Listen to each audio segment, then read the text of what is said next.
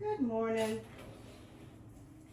We are back for another wonderful day, and we are going to keep things nice and easy today. I got my tea. So you guys know that we are in the middle of World Cup for football, or as us Americans like to say, soccer. And people are going wild for America, guys. Now, I have to admit, I'm excited about that because for the first time in probably about 4 years, there's actually some good press about the U.S. And that's especially important because abroad, we were being butchered by their media. So it's very refreshing to see Europeans coming here who've never been to America before, getting a chance to experience America and being able to make their own decisions. So I think I want to talk about that.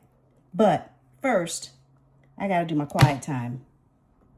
Yep, got to do my quiet time. So we'll be back. See you in a sec. Got that done. You guys may have noticed that I didn't have a chance to add my cream to my tea today. And it's not that I didn't have time to add my cream to my tea. I'm getting a little congested. And that happens to me from time to time when I try to, have a lot of milk or cream, things like that. I've noticed that in the last couple years, if I overdo it, which I usually do, then I start having coughs and I get kind of phlegmy. So for the next couple of days, I'm just going to have to do straight tea because I cannot drink coffee without cream. So I'm just going to have to do straight tea with my vanilla pumps and just got to be happy with that. So that's the beverage I'll be doing for the rest of this little Groundhog's Day experiment for sure. Anyway, I just want to talk about the World Cup. And America's playing today. We're playing against Australia, from what I understand. And we are excited about that over here. Let me get my camera straight. We are excited about that over in these parts because my family, we are soccer fans. Well, I'm a fraud. I'm really not a soccer fan. I just sort of go along with whatever vibe is happening. But I guess out of all the sports, soccer is one of my favorites, or I should say football is one of my favorites. Now, I can tolerate American football, our football, but honestly, I used to show up for the bands. To be honest, I used to like to watch the bands. And then when I went to college, I liked the fact that we were just a very winning team. It wasn't so much for the bands at college, it was the fact that we had a winning team. But I digress. I want to talk about what the Europeans and people from other countries are saying about these great states of the U.S., okay? Word on the street, honey, is we are not as bad off as we thought we were. Sometimes it takes people from the outside with a different perspective to give those people on the inside a wake-up call. Yeah, I'm talking to you. I'm talking to myself too. It is the 250th year of this nation, and I am very patriotic. I've always been that way. It's not something I just picked up. And I'll tell you how I got that way. When I was about 9 years old, I guess that's how old I was in 1976. Yes, I'm dating myself. I don't care. I want you to get this point. So I was in a little town, and honey, we black folks, we loved the 4th of July back then, okay? We loved the fact we could have a barbecue. We could meet with our relatives, hang out, have a good time. We got new clothes. We got our hair done, okay? We got new shoes. We showed up at the family picnic for the 4th of July, all decked out. It was a good time. I will go as far as to say that for most people, the 4th of July celebrations, at least the people in my community, they were second to only Christmas. We loved Christmas. Christmas and New Year's. We like New Year's too. But the 4th was up there. It was high. high on the priority list. Okay?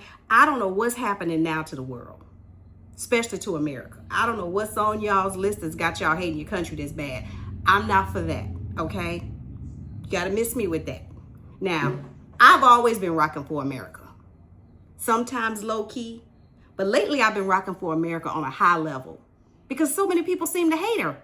Okay? But this is the only country I know. So where am I going? I'm not going anywhere. My forefathers and ancestors are both black and white. And as far as the slave side goes, the slavery ones, they fought hard for me to have a stake in this country. So why the hell would I give that up? Okay? It was too much blood, sweat, and tears on both sides. Whatever Caucasian blood I have in me, whatever Indian blood I have in me, Native American, I should say, blood that I have in me, whatever slave African descendant, blood I have in me, they all had a stake in this country, and I'm not giving that up. Okay? For nobody. But I will just say to the rest of you guys that are feeling a little jaded about America, you need to listen to what these people got to say. Because a lot of them are going so far as to say that they have been lied to. They've been lied to by their media. They said one person got on CNN. I wish I had his name. Yeah, he was talking to, what is his name? Jack Taper. I may be saying his name wrong. He said it to him. He said, I think the guy was from Germany. Jake Tapper. He said, I've been lied to. Our media lied to us for the last 5 years. He literally put a year stamp on it, which lets you know the liberal agenda was going strong that time. He said he'd been lied to. He said the people in America are friendly. He said our streets are clean, that it felt safe over here. He said our things are big. They're excited about the things that we take for granted. Walmart, people. These folks are getting excited about Walmart, okay? Walmart, they're getting excited about Texas barbecue. They're getting excited about my personal favorite, the yellow school bus. That blew my mind. They literally did not know that our yellow school buses were a thing. And now we've all had an experience with the yellow school bus, right? Because that's been a part of American culture for decades. So all of those people that say Americans don't have culture, they are wilding out about our culture. They are so excited about our food. It's not just the Texas barbecue. They're going to Waffle House, people. They're excited about our pancakes. Get this. They're also excited about our ranch dressing. I kid you not. They're flipping out over ranch dressing, people. So these are things we take for granted. And, I think it was a part of an agenda to try to demonize Americans, to try to demonize us and make us think that there is no culture here, to try to demonize, in particular, white people. They were trying to demonize, conservative whites. That's really what it felt like. For what purpose? Because the world is seeing that stuff was all a bunch of lies, guys. We are all Americans, whatever color you are. You are an American if you came here legally. You are an American if if you were born here and your family had stake in this country. Where are you going? Why would you want to? There is a reason that people are fighting and swimming across oceans to get here. Do not let people take away your heritage. Don't let people do that to you. All you people that are ready to get on the next plane to fly up out of here. Think about that. You might want to push pause on that. Let these European people tell you, get this. They are excited about air conditioning. Now, they are admitting that our summers are brutal. Because there was a thing on TikTok, my son told me, my younger son, where they were saying that no heat is like European heat. It's just so sweltering and hot over there. And of course, Americans would say, excuse me, you have obviously not been to Arizona. You've obviously not been to Florida in the summertime. You've not been to Arkansas. You've not been to any of these states that are very hot.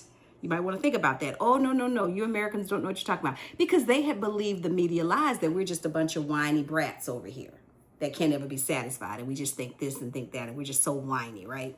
Now, maybe collectively, we may have appeared that way. But when they go out and they come to our country and they meet us individually, right? And it's not all this politicizing, right? And it's not all this racial crap. they get to see who Americans really are. They are in love with us. They love our culture. They love who we are. You know what I'm saying? And I lost my thought here. I was trying to say that when you have a culture that rich, and when you are so used to it, sometimes you take things for granted. Air conditioning that came back. Sometimes you take things for granted. And so one guy literally had a video of himself, because I'm going by videos that I've seen. I wish I knew how to do reactions. This isn't really a reaction channel, but if I could, if I knew how to do that, I would have all these little videos lined up so you would know that it's just not me saying this, that these are real, European people that had no clue. So anyway, that are now coming to understand that they've been lied to by their media. So anyway, this guy, he was at a store. He said, "It is so crazy. Out here, it's hot." And one guy said it was hotter than Satan's butt crack. And then he goes and he says, "But in here, it's like winter. When I go outside, it is hot." And then he was just so floored by the fact that was again. One guy went so far as to say that we need to make air conditioning part of some salute that we give to America. That it was one of the top things about America is that our air conditioning is on point. Another person was commenting about how they were high above the mountains of Colorado and they got better Wi-Fi than she got at her hometown on the ground in her house. She said her internet connection or whatever was better up there. One lady said that she never ever wanted to go anyplace else. She could just live in Buc-ee's forever. And she was like, "Buc-ee's for me. I just want to be in Buc-ee's." I mean, so many people are saying that they wish they lived in America. And these are young people, like in their 20s. Some of them are in their 30s. And I saw a couple of old timers, people around my age, I should say, a little bit older. Honestly, people a little bit older than me, like in their 70s, maybe late 60s, early 70s. And they were just commenting. I mean, they would go into the grocery stores and pick up like a gallon of milk and think, who's going to drink this? Because you know what? Over in Europe, they have those little tiny refrigerators, right? So the reality is that everything is bigger and better in America. So you people need to wake up and understand that whatever we got going on over here, we need to keep it going. We don't need to be trying to change it. We don't need to be coming up with new plans, because they're showing us what that crap looks like. Like one guy, he was so upset about his country. I think it was like a wake-up call for him. And he was walking down the street. He must have been about 38. He's walking down the street of America and he's looking around and he's like, the people in England are just, and he used a bad word, the men of England, he said, the men of the UK, let me be correct. And he was going off and he was saying how it was just very unfortunate that they don't have a voice, that their government is becoming feminized and they're losing their rights.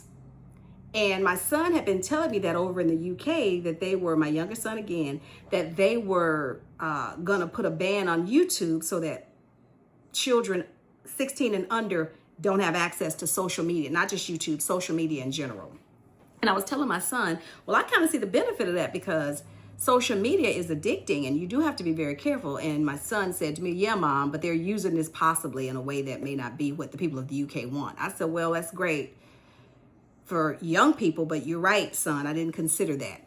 And so my son wasn't making a political statement. He was just simply commenting on what he'd seen. And so when I saw this guy talking about it, I was like, oh crap, this is what my son's talking about. So this guy was saying that they're losing their rights in the UK. And he followed it up by saying, they got us to give up our guns. Yes, people, the man said that. He said, they're taking away our guns. And then he said, and now our government is kind of going against us. And I said to myself, that's exactly what the people who say we have to have our guns always say, is that we need to keep our guns because the guns are not to fight each other. They're to make sure that our government never rises up and try to be too tyrannical against us. And I kind of thought, well, yeah, that's kind of weird, because I don't know a reality where that could be, right? So for me, that just didn't make sense, really. But to hear this guy say that, I'm thinking, okay, there may be some truth to all of this. We better keep that Second Amendment in there, right? And so I'm thinking to myself, if the people of America were smart, and I think we are very smart, they would wake up and they would pay attention. You know, this channel is all about paying attention, executive functioning, you know, knowing when you need to take a pause and reflect and pick up where you left off, pick up the thread. And so this is my clarion call to the people of America. We have lost the plot. We've lost the thread, guys, and it's okay. It's okay, because remember what I always say? The magic is in the return, baby. Go back, pick back up where we left off, and let's keep going with this thing. Let's not change this great experiment that we have. We spent the last few decades trying to change this great experiment. You know, we want to be nice. We want to open up and be accessible to everybody, because I had no idea we were balling out of control like this. Because low key, I'm a little upset with America because we don't have no high-speed rail. And all these other places have high-speed rail, right? And so we don't. So that's a problem. But I also understand that the culture of America is we want our own cars. We don't really like the idea about being on trains and stuff, you know, with a lot of other people. We feel like we're losing control. So I get why America's not as excited about high-speed rail as maybe some other countries. But we need to get some high-speed rail up in here, okay? We can still have our cars, but we still need high-speed rail because people need to get from one point to another point a lot faster, okay? So I've been low-key a little upset with America about that. But you know what? That's not the only litmus test to the greatness of a country. According to these people from Europe, we have the best food. One guy went so far as to say Italians can't give him pizza anymore. Italians, pizza, that's where it come from. He said if they don't have ranch with it, he don't want it. He wants ranch on his pizza, okay? And he was from like Spain or someplace, Spain, Italy. He wasn't from Italy. He was either from Spain or someplace in Europe. I mean, guys, we need to celebrate and be grateful for this great country that we have been fortunate enough to be born in. And like my girlfriend loves to say, because I love America doesn't mean I hate the other countries, right? Because I love me doesn't mean I have to hate you.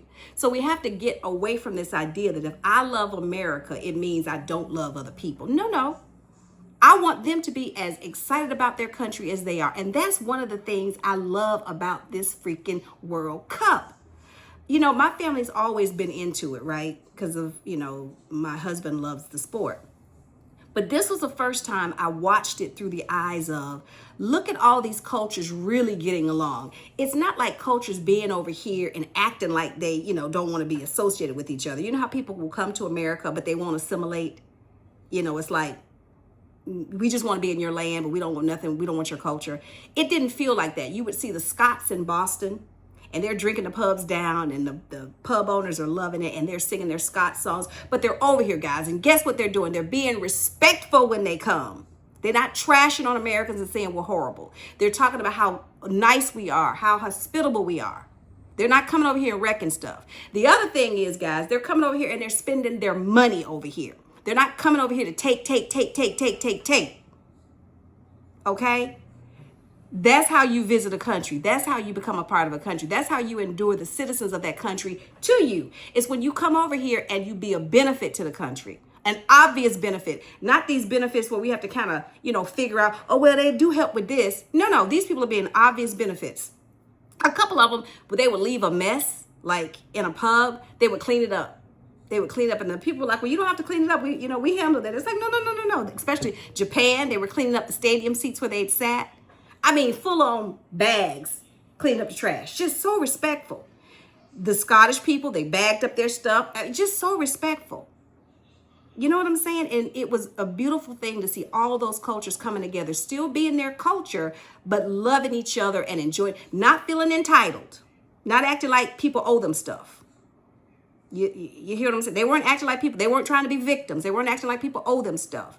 They were just over here enjoying our country, enjoying our culture, not telling us we didn't have no culture. They were saying, wow, we've been lied to. You guys have a culture. They're walking up and down their streets. One guy from South Africa, yes, I said it, South Africa, like, I can walk from here to here. It's nighttime. Nobody's bothering me. And so I said to myself, I said, this is the first time these people have ever seen real America.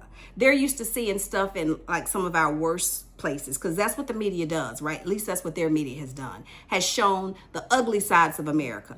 So they full on thought we was out here just shooting each other every day. Okay, that's what they thought, that we was, you know, getting down like that every day. He was shocked that women were walking places by themselves with their purses and their glasses and their expensive phones in their hand. Their shades. He was like, you can't do that where I am. So people,